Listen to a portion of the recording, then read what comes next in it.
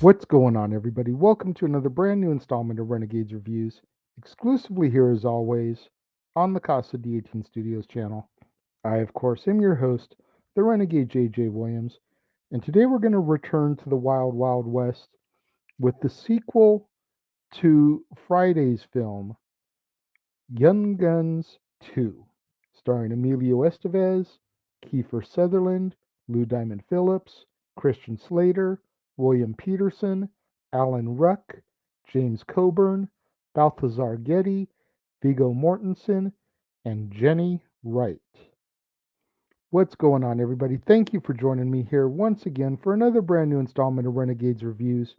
And as I said during the introduction, today we're going to take a look at the sequel to the film that we covered this past Friday. We're going to take a look at Young Guns 2, the further adventures of Billy the Kid and his band of regulators. Now, our movie actually opens in the year 1950 as attorney Charles Phelan is contacted by an elderly man named Brushy Bill Roberts. Now, Brushy Bill tells Phelan that he is dying and he wishes to receive the pardon that he was promised 7 years ago by the governor of New Mexico. Brushy Bill claims that he is really one William H. Bonney, better known as Billy the Kid, who everyone believes is dead, having been shot and killed by Pat Garrett in the year 1881. So Phelan, of course, asks Brushy Bill if he has any proof to back up his claim that he is, in fact, Billy the Kid. As a result, we begin to take flashbacks, and Brushy Bill's story begins with the remaining regulators having gone their separate ways in the years after the Lincoln County Wars. Billy the Kid has become a part of a new gang alongside Pat Garrett and Arkansas Dave Rudabaugh. The New Mexico governor has issued warrants for the arrests of all those involved in the Lincoln County Wars, including Billy, Doc Skurlock, and Jose Chavez y Chavez, who are drugged into town and imprisoned in order to await a hanging. Meanwhile, Billy meets with the new governor, Lew Wallace, who agrees to pardon Billy if he will testify against the Dolan Murphy faction.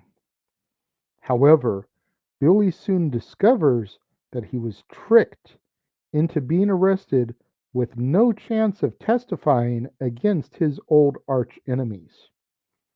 After escaping, Billy, along with Garrett and Rudabaugh, pose as a lynch mob in order to spring Doc and Chavez from jail. When the gang successfully gets out of Lincoln, Billy mentions the Mexican Blackbird, a broken trail that leads to Old Mexico that only he and a few others know about. Garrett decides not to continue riding with the gang and instead chooses to stay behind and open a boarding house.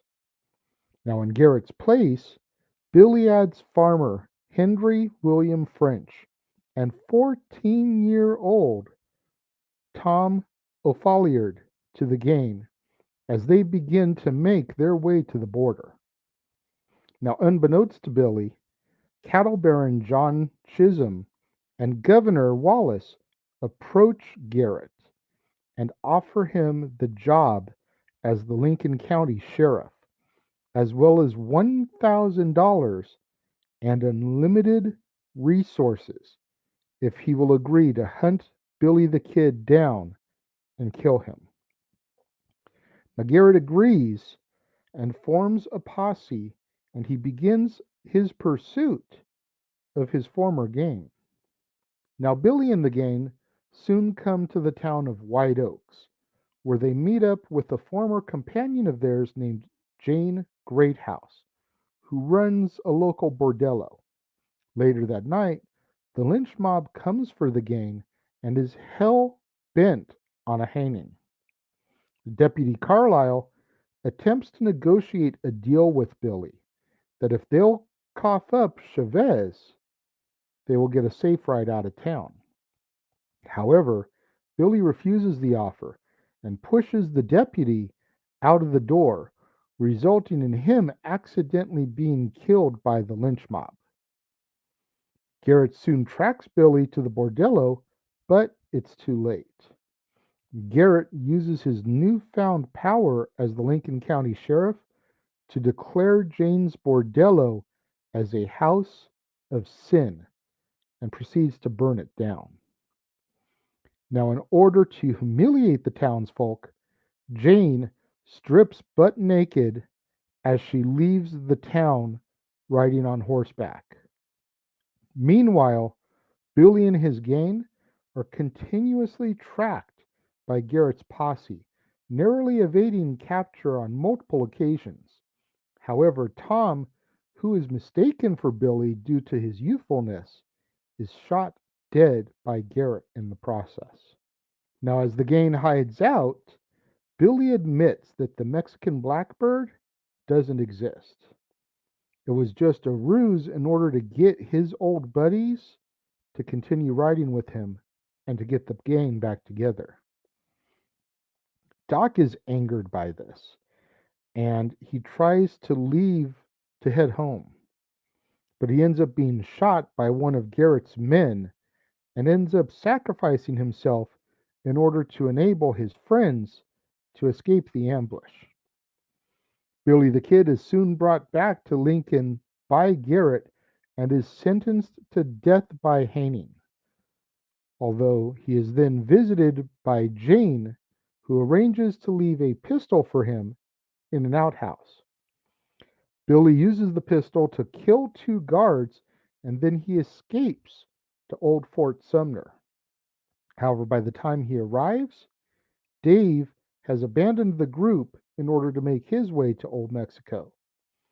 Chavez is dying from a bullet wound that he sustained during the ambush that killed Doc. During the night, Garrett encounters Billy, unarmed, and Billy asks Garrett to let him run to Mexico and then tell the authorities that he killed him.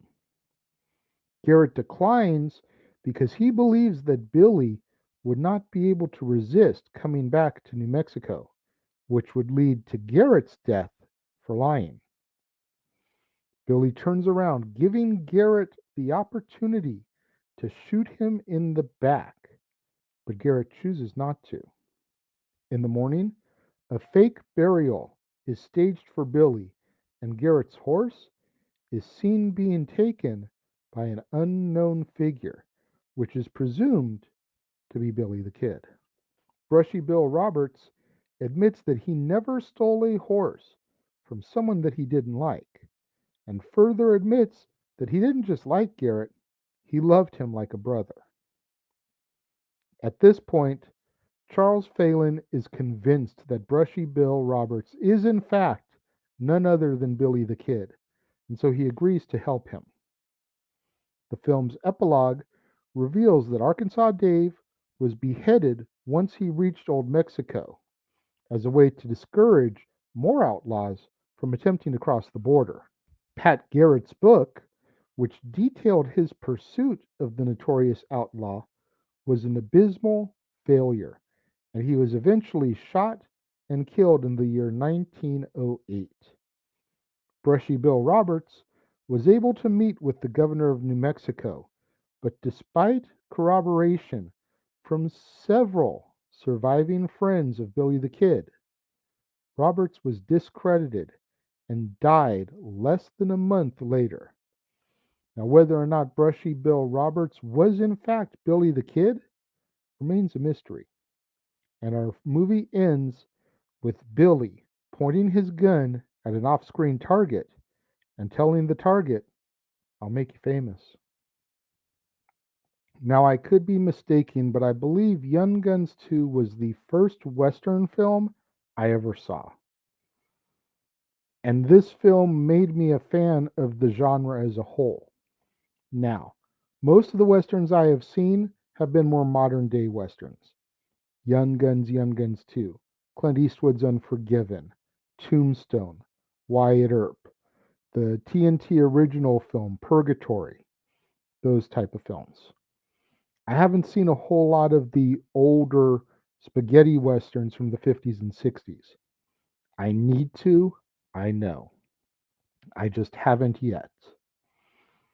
But this film really opened the floodgates for me as far as enjoying the modern western and wanting to get to know more about that period of America's history and getting to know more about some of these outlaws who, although were essentially villains in their time, have become so glorified in the modern media. Billy the Kid was not a hero, but he's glorified in Emilio Estevez's portrayal of him over the course of these two films. So, finding books about Billy the Kid and Pat Garrett and reading about some of that stuff, you know, Billy the Kid ran through the New Mexico territory. Wyatt Earp, Doc Holliday, the gunfight at the OK Corral, that was in Arizona. That was just a state away. Did they ever encounter each other? Did they ever have dealings with one another? Wyatt Earp, notorious lawman, Billy the Kid, an outlaw. Did Wyatt Earp ever encounter Billy on his way from Dodge City to Tombstone? Inquiring minds would like to know. And if so, what happened? There's a movie right there. But Young Guns 2, as I stated, kind of opened that desire, that floodgates for me. And I love Young Guns 2. I prefer it to the original. The original, I feel, is more, although it is Billy's story, I feel like it relies too much on the Doc story. Kiefer Sutherland's Doc Scurlock and him trying to get the Asian servant girl from Murphy. And while Billy and his story are still very prominent, I feel like Billy's story doesn't really start to come to the forefront of the original until the final act. Whereas this film very much is centered around Billy. We knew he was the star going in here. Both films are the story of Billy the Kid, but I feel like the first one is a lot more drama heavy. It's the same comparison I make when discussing the major league films. Now, for this particular conversation, I'm going to ignore the third film, Major League Back to the Minors. But if you look at the first film, yes, it's the story of Ricky Vaughn, but Ricky Vaughn's rise doesn't really happen until the third act. It's more about the redemption of Jake Taylor, the washed up catcher who's trying to make a statement. Major League, the original, is very much more drama heavy, drama focused. Whereas by the time we get to Major League 2, Wild Thing is a star. We know this movie is centered around Rick Wild Thing Vaughn. His trials, his tribulations, and trying to find who he is because he lost his sense of who he was trying to be too corporate. And we'll get more depth to those way down the line, I'm sure, whether I do them in a month of baseball movies or another month of trilogies, as there's three of them. We will get to those movies, but I compare Young Guns and Young Guns 2 to Major League and Major League 2 all the time, especially when you figure that the lead stars of both franchises are brothers, Charlie Sheen and Emilio Estevez. I feel like it's a great comparison to draw, but I prefer the comedy, the light-hearted nature of the sequel in both of those franchises. And on top of that, I saw the sequel to both those franchises first, which makes it a little bit more sentimental in my heart, anyways. There's quite a few films out there where I saw the sequel first, so the sequel, although maybe not as good in comparison, holds that sentimental vibe in my being when it comes to these films. Beverly Hills Cop 3, I saw before 1 or 2. Young Guns 2, I saw before Part 1. Major League 2, I saw before Part 1. Bill and Ted's Bogus Journey, I saw before Excellent Adventure. There's a bunch of these out there for me in my years of movie watching. Indiana Jones and the Temple of Doom, I saw prior to Raiders of the Lost Ark. Just one more example. When it comes to my rating of Young Guns 2, though, and this is going to be hard for me, I'm going to try to do this objectively and not just be like, oh my God, I love this movie. With that in mind, I'm going to give it 4 out of 5 stars. It would be very easy for me to give Young Guns 2 5 stars just on general principle. However, I feel that the fact that they had to recast Pat Garrett held things down just a smidge. I feel like there were some points where it was too goofy. Even though I do love the lightheartedness of this film in comparison to the original, there are some points where I feel like things got a little too goofy. And Billy the Kid's laugh almost came off kind of Joker-esque, becoming a little bit too slapsticky in my opinion. I'm curious to know what you guys think, though. As always, if you're watching the premiere, leave your thoughts and comments over here. If you're watching on demand later in the day, leave your thoughts and comments down here. But let's engage in that conversation. 4 out of 5 stars for me when it comes to Young Guns 2. Make sure you guys tune in at the top of the hour, both here on the Casa D18 Studios channel, as well as over on the Jeff Meacham Network for the next installment of Dad's Not Always on Wrestling, as we discuss our top 10 movie soundtracks. And then make sure you're back here again on Wednesday for another brand new installment of Renegades Reviews, when I'll take a look at National Treasure, starring Nicolas Cage, Sean Bean, Diane Kruger, Justin Bartha, Jon Voight, Harvey Keitel, Christopher Plummer, and Jason Earls. You're not going to want to miss out on that one. Right back here on the Casa D18 Studios channel. Right back here on Renegades Reviews when I get into Nick Cage's historical scavenger hunt double feature over the next few days, the National Treasure series. Thank you to all my loyal fans and viewers out there who tuned in today, joined me.